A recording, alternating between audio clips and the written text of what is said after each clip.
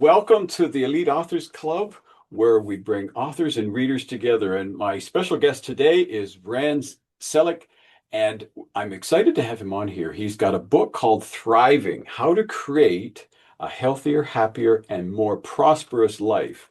And I've had the privilege of chatting with Rand several times, and I was excited when he finally said yes. You can come over here. We cleared it with all of our managers and we got him over onto this show. So I'm excited to have you here today, Rand. Good to have you. Well, thanks, Jim. It's a pleasure. I'm looking forward to our conversation. Yeah, I'm looking forward to this too because, 15 years ago, I crashed and burned because I was putting in way too many hours and doing too many things. And then I just crashed and burned. And so learning how to thrive has really been high on my agenda. So I absolutely love the topic. So tell me, what brought this about for you? Why did you write this book on thriving? Well, the original thought I had was that it would be a legacy project for my family and a group of special friends. And I very wisely went to three people who knew me very well. Several had written books. And I said, would you read the manuscript and tell me what you think? Tell me, I don't care about the typos so much at this point, but I do care about what's missing or what wasn't clear. And they all came back within a couple of weeks and said no. And I thought, oh no, this is terrible. They said, no, it cannot be a little legacy project. It's got to be a big thing. You got to get out there. This is so important. It's a book that we want to see everywhere and available to everyone. So I got about that task with a lot of energy, a lot of enthusiasm, and it's received awards. I'm being invited to do a lot of things. Sales are great. I'm being invited to be a guest on radio shows and TV and a lot of podcasts like this one, Jim. So good.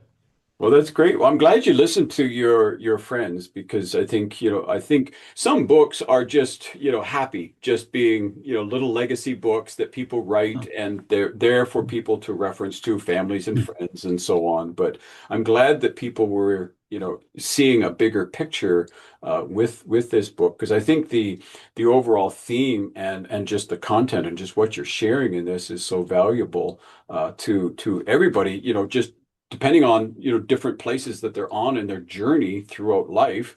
Right. Because you and I aren't, we're no spring chickens. We're not old roosters yet, but we're not spring chickens. But so we've learned a lot along the ways, and I think a lot of people still can learn so much. Looking Yeah. back, sorry. Yeah. I frequently asked this question. Well, who is this book really for? Mm, And that's a tricky question for me because it's a book for people in all stages of life, just like you said, but not everybody is a reader of this kind of book. You have to be motivated. You have to be willing to do some homework and think about some issues. And if that's not where you are and you don't want to, you don't think there's anything to change in your life, well, then go read some fiction book. right, right. So, who was your ideal avatar as you were writing this book? Did you have an ideal avatar in mind as you were putting this together? Well, every time I woke up with a different, a different avatar Mm, would emerge. I mean, I have spoken to high school students. I've spoken to people in every kind of transition, whether it's relationship transitions, getting married, getting divorced, retiring. I say, don't use the word retire, say rewire to mm, open up the possibility of a whole new chapter in your life. And I've talked to people in retirement homes where the one, my talk there is the 10 keys to aging well. And I lead with purpose, having purpose. And they look at me like googly eyed. What are you talking about? Purpose? Our purpose is to wake up tomorrow morning and to have a yummy lunch. And I go, hey, I'm really happy you're here. I know the lunch tomorrow is going to be really good. But purpose doesn't have to, there's some myths around this, doesn't have to be this big headline grabbing thing. Purpose can be where you're a certain kind of purpose. You can be a good listener. you can be kind and considerate. You can go to somebody who's brand new to the retirement home and say, "Hey, I've been here a couple of years and I've learned some things, and I'd be happy to share what I've learned to make your journey into this new world of yours that much better." Mm, Be kind that way. And these people open their eyes and go, "Wow, that's it. That's what I want to do. That's what I want to be." mm, And so it's been good in that way. There is a chapter in my book about leadership and management. So that's a big theme. There's a whole chapter on uh, being of service, being charitable and philanthropic. So there's some big bedrock themes here that rock through this book. And I end with the whole issue of evolving. That to thrive, you need to continue to move forward in life.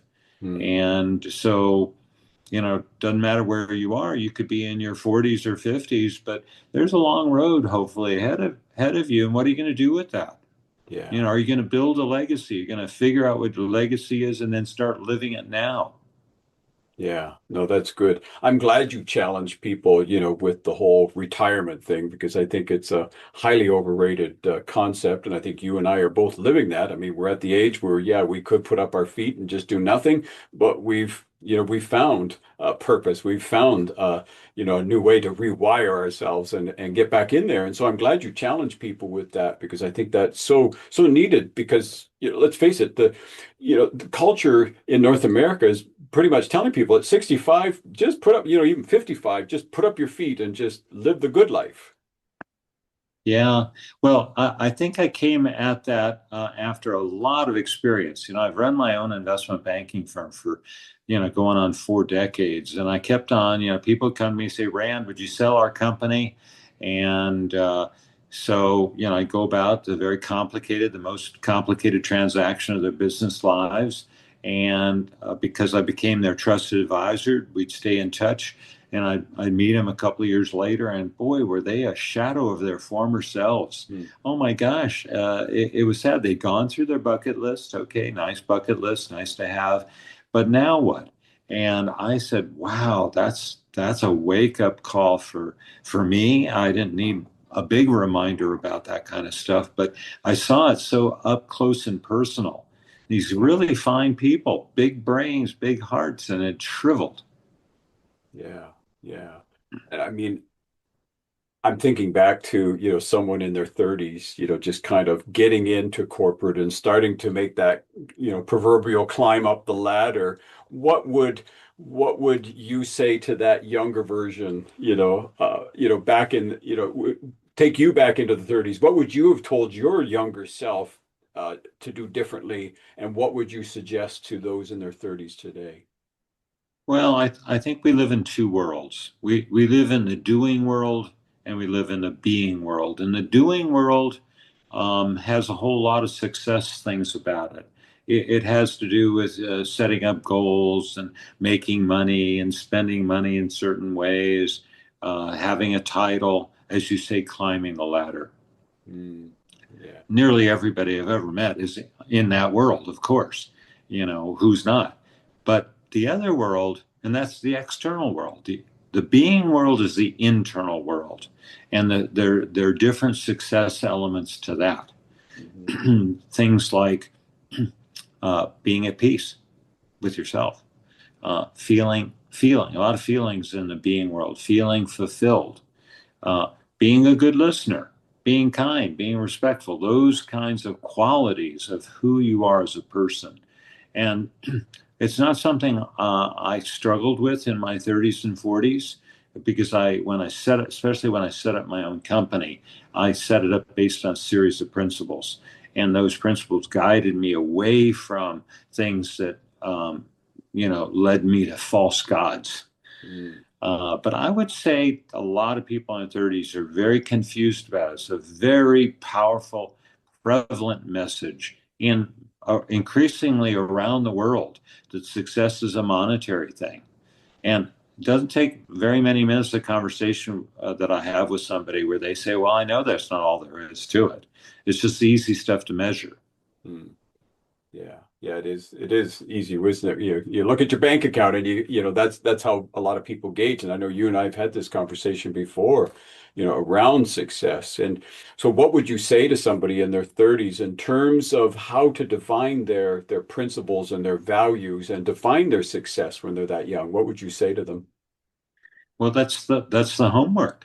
Mm, That's the homework. And in my book, I have every 3 or 4 pages another question. I say at the outset, these are not rhetorical. The more you take a pad of paper and a pencil and write down your answers, they don't have to be finished and complete. You can come back to another time and do more work on that. But who are you? What do you stand for? What won't you stand for? What are your values? mm, The more you can uh, bring together as one thing what your values, what you say and what you do. That's being authentic. Then wow, people see that, uh, probably get a faster promotion. mm. There's a lot of good things. So that the secret around this be versus do, Jim, is that if you start with being and you work on that, and then from there you go out into the world and you start doing, you're going to have more impact. You're going to have less stress. You're going to be happier and you're going to be more fulfilled. Those are huge bedrock elements. Most people go from doing and eventually maybe get into a little bit of the being, and maybe it's a little too late. Yeah. By that time, they've damaged relationships of all kinds, Yeah. business partners, family, whatever. Yeah. Now, I'm sure you probably take people through some exercises, but for those that, might be listening and are finding a little bit of a challenge between being and doing, give us some illustrations or give us some examples of what you mean by being a being person. Yeah, being a being person. It's like being a human being. Uh-huh. It's kind of a nice little twist and a look at being a human being. Well, if you say, okay, just concentrate on living in the being world for a few minutes or, a long hike or something. Well, what comes to mind when you think of success? What's in that bucket? What are you filling with? These are there are many elements. In fact, I was asked about this on a podcast a few months ago, and I went down my list of what does success mean. I didn't break it down into this being doing. I didn't differentiate. I just said, what does success look like to me? And so I wrote down here a few of them: living with authenticity, living with vitality, having purpose and a mission, being positive, being grateful, having peace of mind, of freedom of time, Hmm. um, of course, financial independence, relationships with myself and others, evolving, being a lifelong learner, evolving with soul, taking care of myself physically, emotionally, having self compassion, having power, holding on to my power to make choices about how I spend my time and with whom, taking a look at my feelings, doing an inventory of my feelings, of my habits and my feelings, being what I call being love. Being love means not that romantic thing, which is really nice and very important. I feel very grateful that I have that in my life. But there's something public and bigger than that, which is how you act in the world with Mother Nature, and with people, even people you don't know very well. Hmm. Yeah. So there's a lot, and these are what should be uh, an invitation to everybody is we're all different. And even if somebody wrote down a couple of the same things I had, they would mean something different than I would mean by it.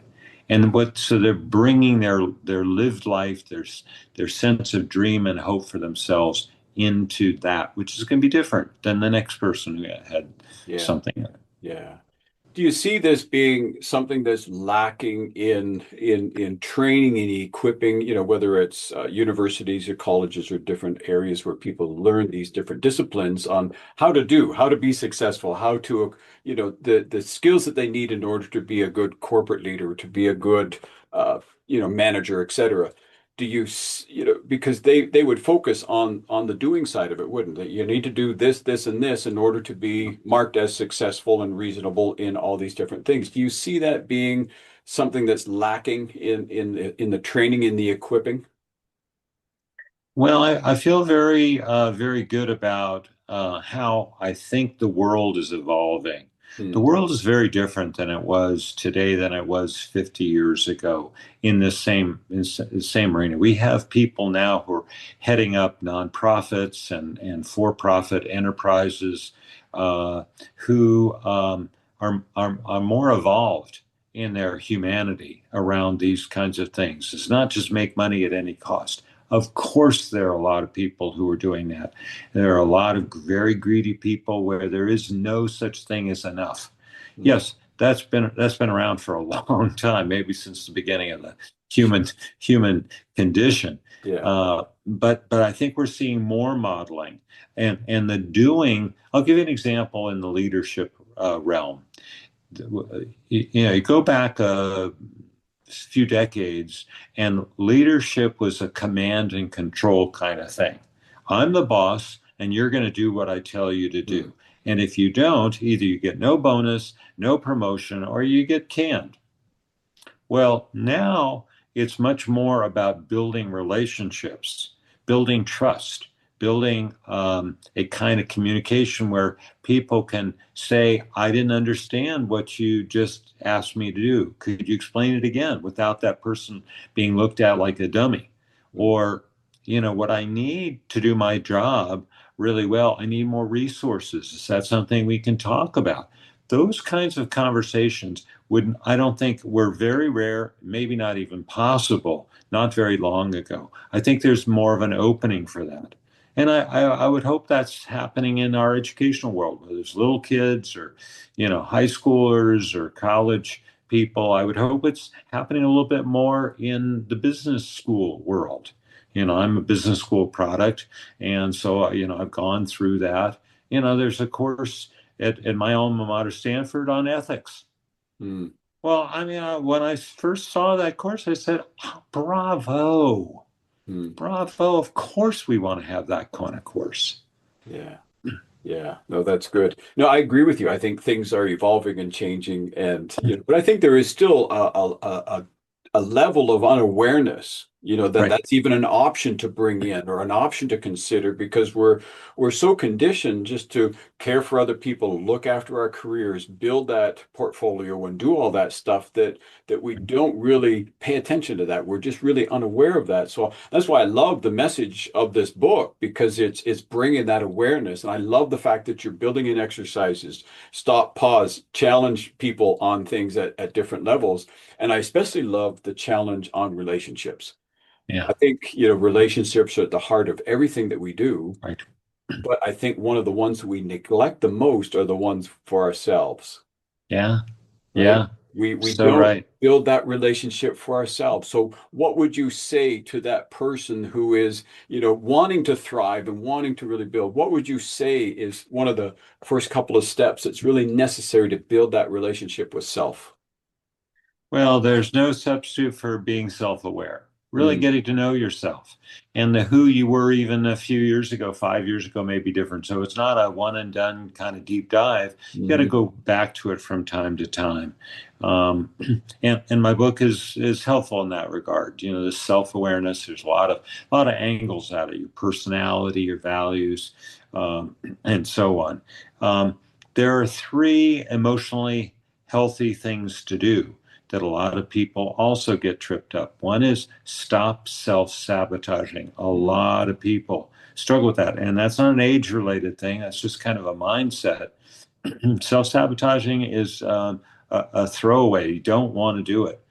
I say even if you have only a 1 in 100 chance of it succeeding, give it a try.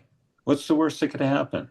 Mhm. A second is you've got to be forgiving of others and yourself. I've met so many people who've been carrying around a heavy rock in their backpack for decades that somebody did something to, they say to them that they didn't like, and they felt they deserved an apology for it. They didn't get it, and they're bitter, and that's not good. And I say, well, look, here's the thing: write down what happened.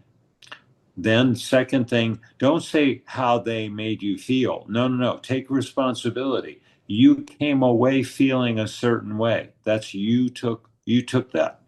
And then leap forward and say, look, I deserved an apology, and I felt I deserved an apology. I didn't get it.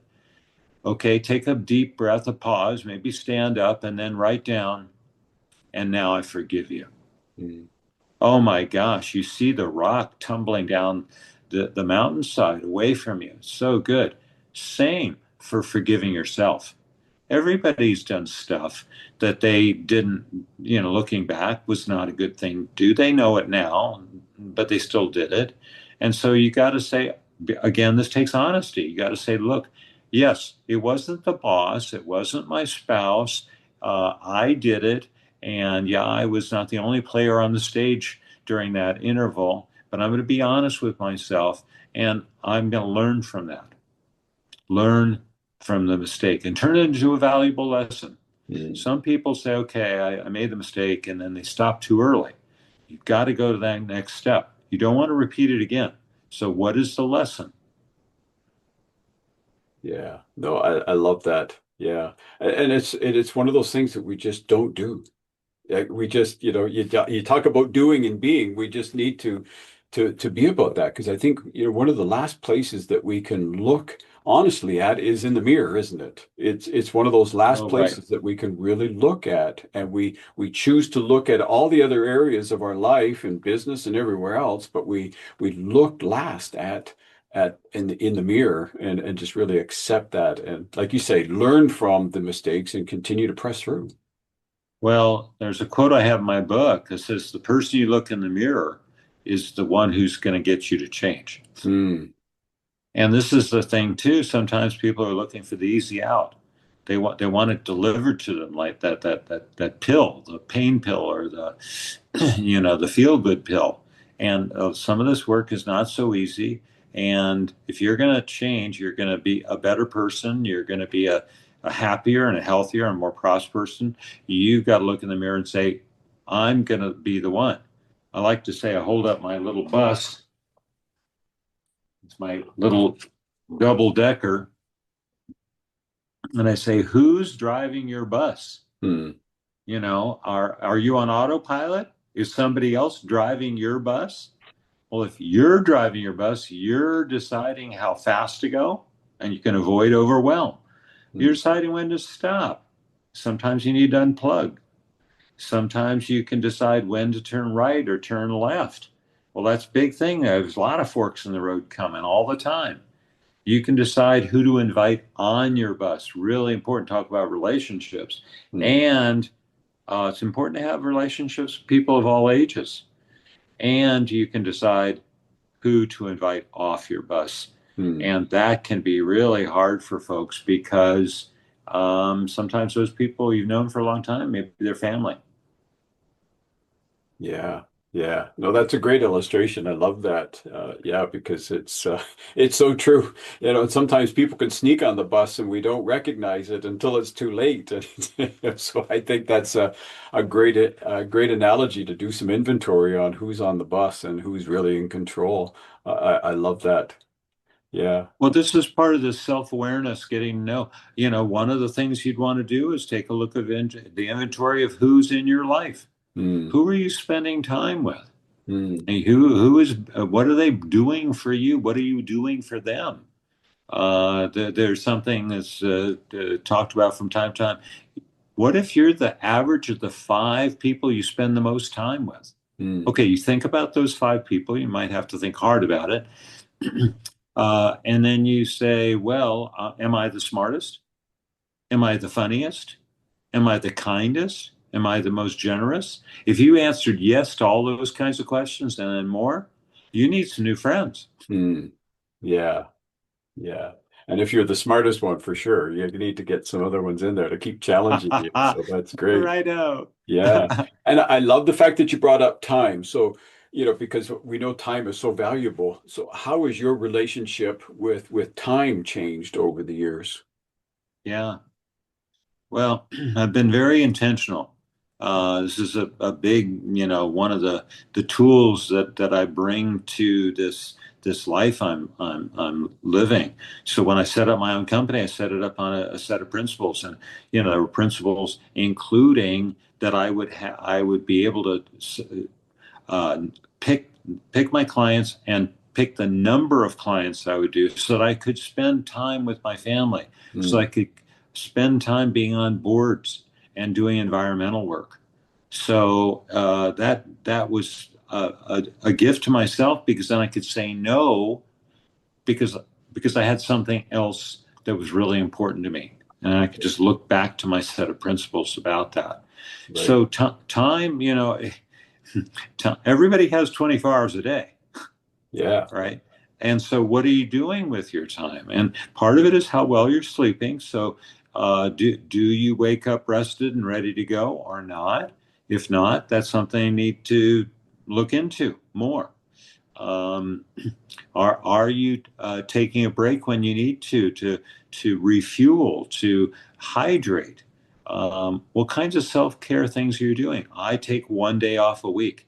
Doesn't matter really what's going on in my schedule. Say nope, nope. I'm not. That's my day off, and I'm not looking at the email. I'm not going shopping.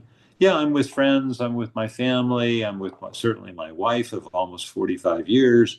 We're dancing, we're singing, we're eating yummy food, we're watching a movie, you know. And the funny thing about this, Jim, is that when I come back the next day, I have new ideas. Mm, I didn't think I was thinking about stuff, but apparently there in the background, the machine kept rolling. And I yeah. came back, they were good ideas. They weren't just like, oh, another, list of things to do. Yeah, yeah, and I think we can underestimate that time, and I think that's why so many people, at any stage, particularly when we're younger, we tend to put in more hours and more time, thinking that that's going to get us further down the road. But in essence, it's really not getting us further down the road, is it? No, this is another thing that a lot of people, and again, it's unfortunately not just the 30-year-olds, people in their 50s and 60s, they think working harder is the answer. Mm, And it is not the answer. Absolutely. I want to say emphatically, it's not the answer. Yes, you want to work efficiently. When my kids were growing up, I'd say, work hard, play hard, work first. mm, yeah, So yeah, you want to do that, but it's much more, again, what you're bringing. Are you bringing clarity? Are you bringing an open heart? Are you clear about what you are able to bring? you mm, know and are you able to communicate those things? Are you able to ask what you need? yeah. No, that's good. So let's just, as we wind up here, let's focus more specifically, intentionally around the book. So what is it that you really want your reader to take away from the book, after they've read through all your great wisdom and all the years of knowledge that you've put into this and the practical advice and all the questions, and they go to put it on the shelf. What is that one thing that you really want them to take away?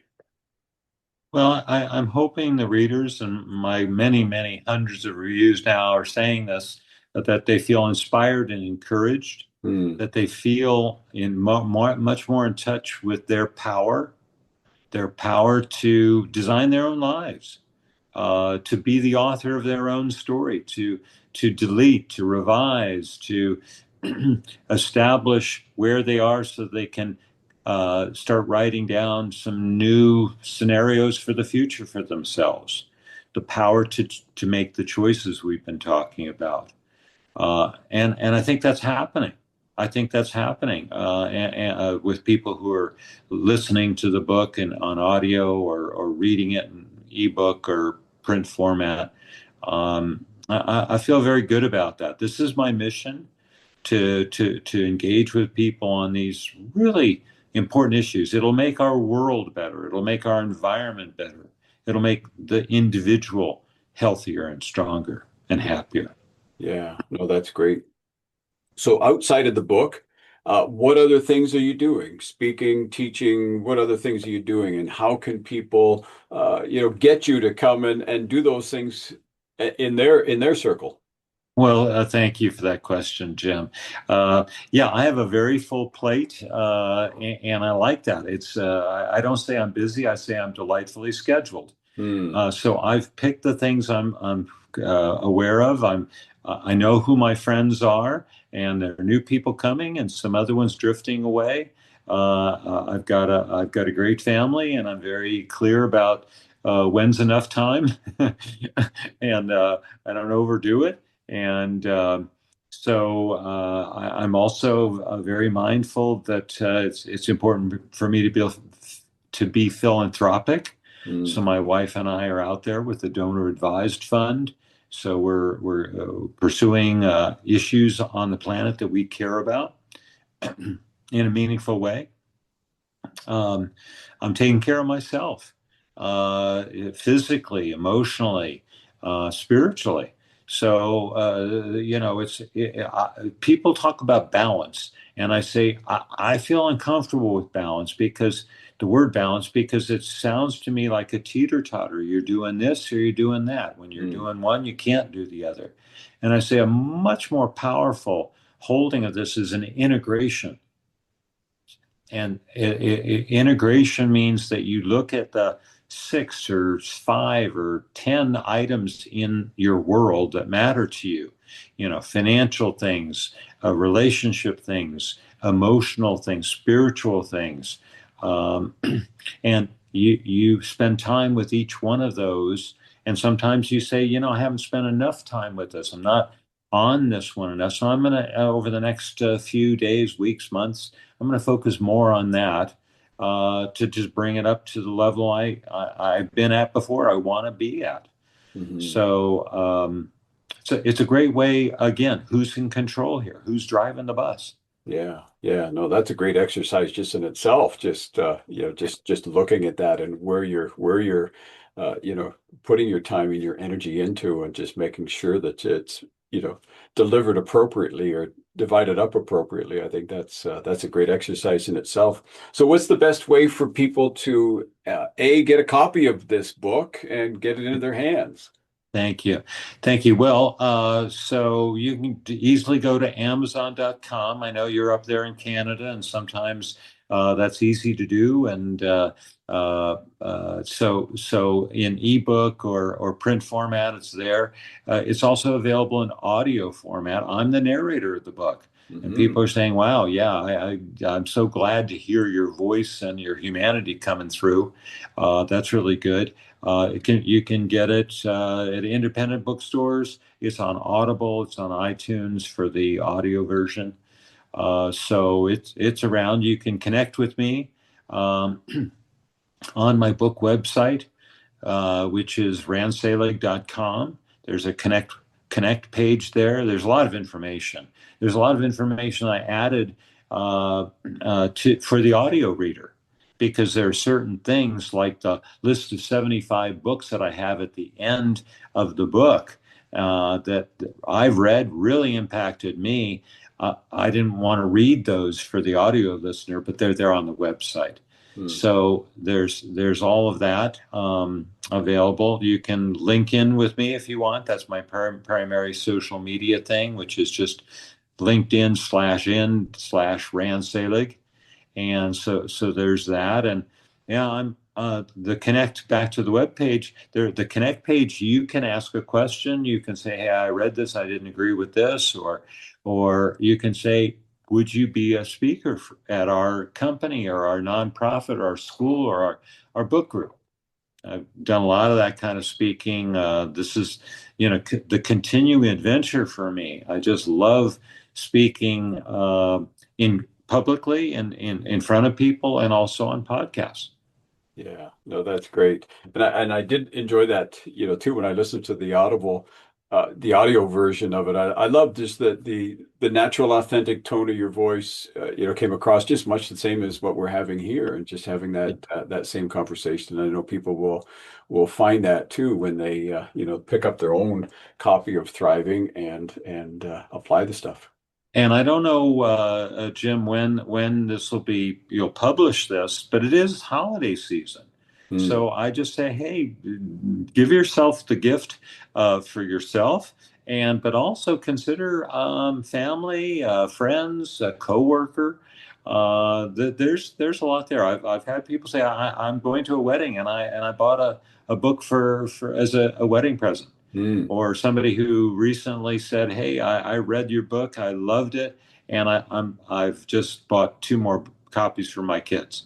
Yeah, no, that's great. Yeah, just buying a couple extra copies, give to those young executives, those young, Right. young people that are going through it now. I think it's great to implement that. So as we wind up here, what's one thing that you would, want to leave with people, to encourage with, that you would want them to apply and start today, if not tomorrow?